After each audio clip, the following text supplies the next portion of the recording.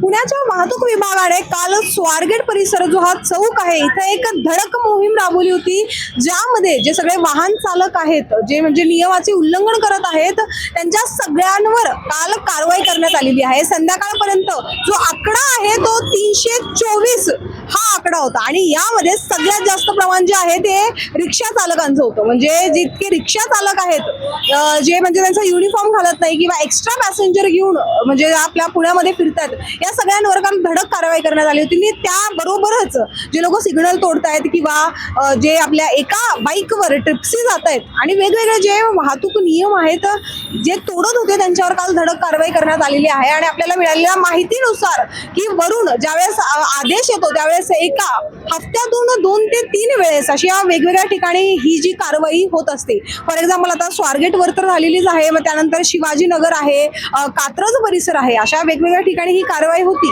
आणि या सगळ्या मागचा वाहतूक विभागाचा एकच मोटिव्ह असतो की सगळ्या नागरिकांनी जे आहे ते नियमाचे पालन करावे आणि सुरक्षित पुणे शहरामध्ये वावरावे। आता तुम्ही माझ्या मागे आताही बघू शकतायत की अजूनही इथे ट्रॅफिक आहे आणि अजूनही जे ट्रॅफिक पोलीसवाले आहेत, 4 ते 5 ट्रॅफिक पोलीसवाले जे आहे या परिसरामध्ये असतातच, सतत तैनात असतात आणि जे म्हणजे नागरिक किंवा वाहन चालक आहेत तर नियमाचं उल्लंघन करतात त्यांच्यावर कारवाई करतात। आता या सगळ्या गोष्टीवर तुम्हाला काय वाटतं आणि ही जी कारवाई आहे ही अशीच चालत राहावं का? तुम्हाला काय वाटतं मला कमेंटच्या माध्यमातून नक्कीच सांगा। तोपर्यंत मी मृदुला नारळे, न्यूज डॉट्स पुणे।